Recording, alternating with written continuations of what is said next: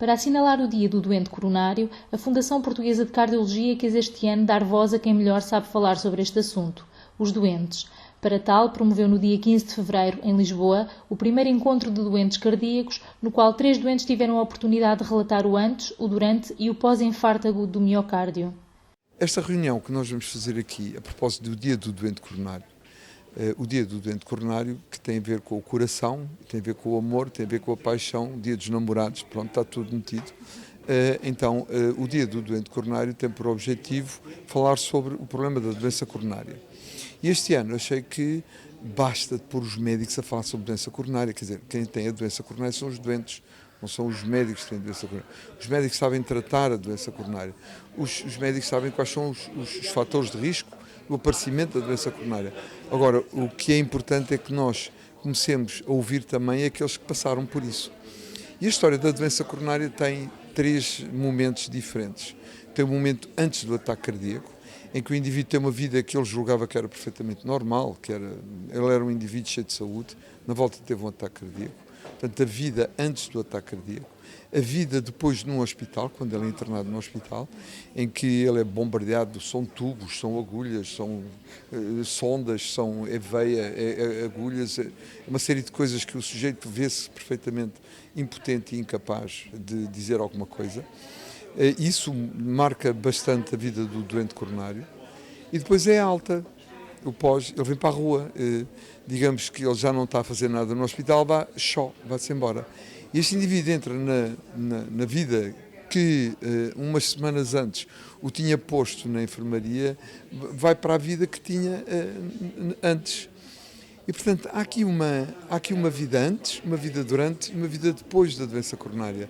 E o que nós queremos, confesso, eu não sei nada de doença coronária como estas pessoas que vão contar hoje aqui a doença coronária. Eles sabem muito mais.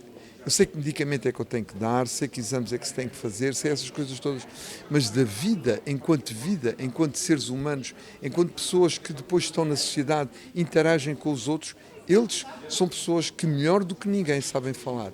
E nós quisemos convidá-los. Quisemos, de uma vez por todas, os médicos que se calem, os médicos que não falem muito, deixem os doentes coronários contar a história deles. E nós conseguimos arranjar, não é fácil arranjar um doente que se disponha a vir contar a história da sua vida e muito mais a história da sua doença. Nós tivemos a felicidade de termos 3 pessoas que não se importaram de vir contar a história da vida deles e vai ver que é uma história perfeitamente... Eles eram pessoas normais. Se fosse um gajo gordo, fumador, que só se metia em patuscadas, entainadas e coisas assim, a gente dizia, epá, aquele homem tem um ataque cardíaco, a gente já estava à espera. Não, são pessoas perfeitamente normais. Uma tensãozinha, um colesterolzinho, uma coisinha acima, mas eram indivíduos perfeitamente normais, de quem nada se esperava uma doença coronária. E eles tiveram-na.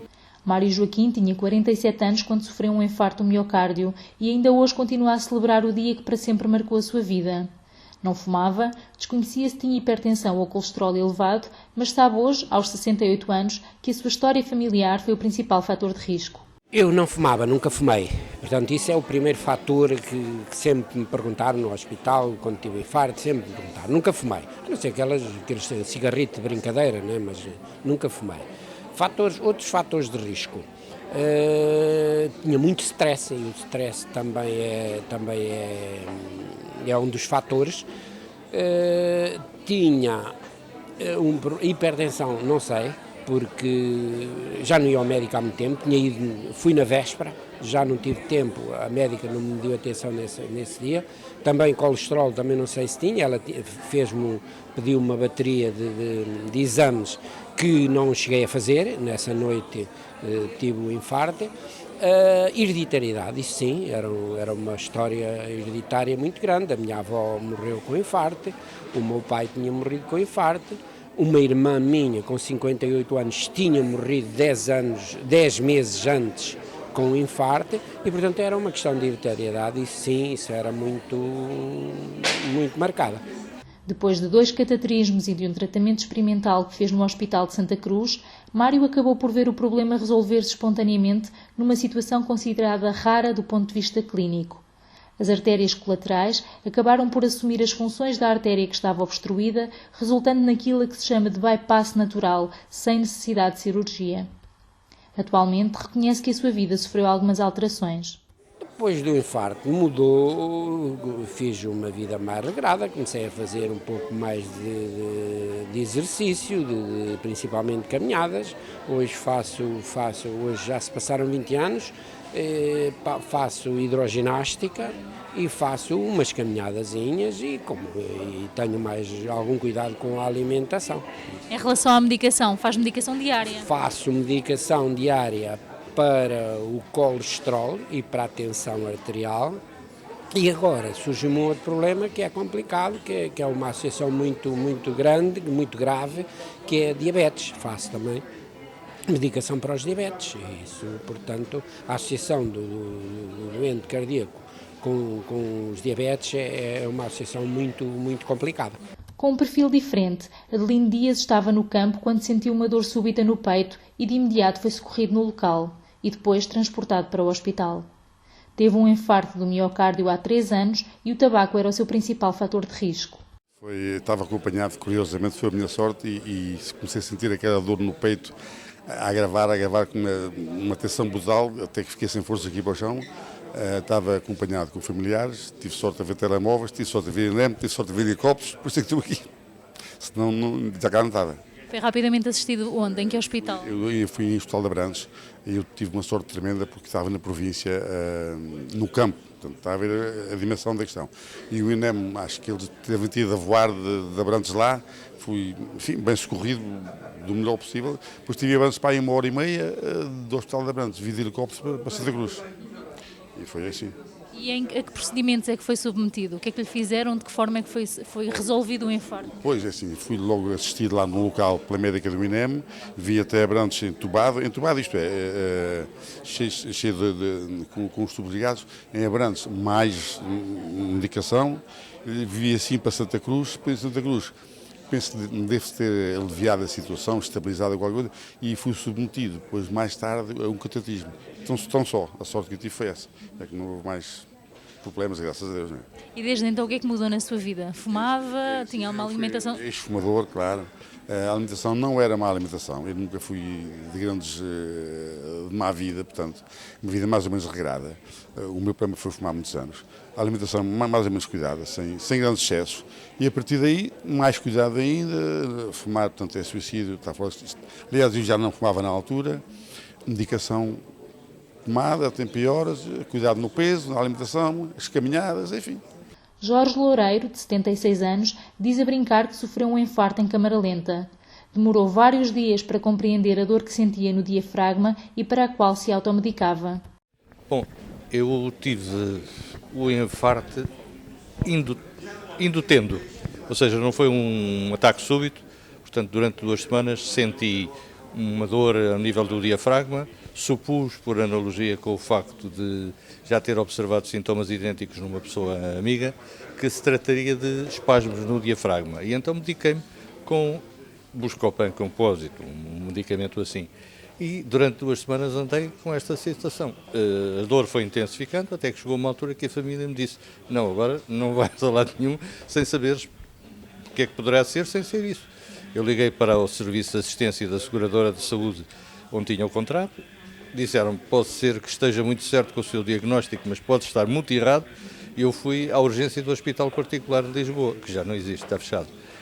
Na altura fizeram os exames, eletrocardiograma e outros exames, diagnosticaram imediatamente que estava perante um infarto miocárdio. Fiquei 1 semana internado, estive com soro, no soro dava uma medicação, sobretudo para recuperar os níveis de potássio e outros ao nível do coração. E durante aqueles dias só me fizeram análises de sangue, mediram a tensão arterial, não fiz cateterismo, não fiz nenhuma intervenção mais complicada. Aliás, segundo o médico me disse, teria tido um infarto na zona menos nobre do coração. Portanto, meio comprimido de um controlo de colesterol e aspirina pediátrica para manter a fluidez do sangue. De resto, medicação mais nenhuma, só esta. Passei a ter uma alimentação mais saudável, porque eu não tinha. Continuei a não fumar porque eu já não fumava e, de facto, a pressão ao nível profissional continua a mesma, até me reformar, portanto não terá sido por aí. E passei talvez a mexer-me um pouco mais, a fazer um pouco mais de exercício, que a vida era demasiado sedentária, carro, secretária, secretária, carro e enfim, há sempre pressão no trabalho, que é perfeitamente normal, mas se não cuidarmos da alimentação, não tivermos um mínimo de exercício físico, logicamente que as coisas começam a conjugar-se e é somatório desses fatores todos que leva ao que levou, claro. A par do primeiro encontro de doentes cardíacos, a Fundação Portuguesa de Cardiologia promoveu outras iniciativas dirigidas à população em vários pontos do país. A delegação do Porto fez um rastreio no dia do doente coronário na rua, junto à população, para medir o colesterol, para medir a tensão e para dar alguns conselhos. Coimbra fez também, arranjou alguns doentes e num café criou, ou está a criar uma tertúlia neste momento, onde se está a falar dos mesmos assuntos que estamos aqui a tratar, ou seja, a história da doença coronária antes, o durante e o depois. As doenças cardiovasculares continuam a ser a segunda principal causa de morte em Portugal e, segundo Luís Negrão, está na mão de cada português melhorar a saúde do seu coração. A doença cardiovascular representa cerca de 25 a 30% da mortalidade todos os anos no nosso país. Alguma dela é incapacitante, a grande parte dela é incapacitante. Os outros que se mantiverem vivos e funcionais, esses têm a felicidade de se manterem vivos e funcionais, tiveram a felicidade de que houve uma intervenção capaz, houve uma intervenção atempada e, portanto, as pessoas recuperaram. Portanto, a doença cardiovascular, a doença isquémica do coração, o ataque cardíaco, são tudo situações que preocupam os nossos médicos. O problema é que está na mão das pessoas tratarem e evitarem o aparecimento dessas doenças.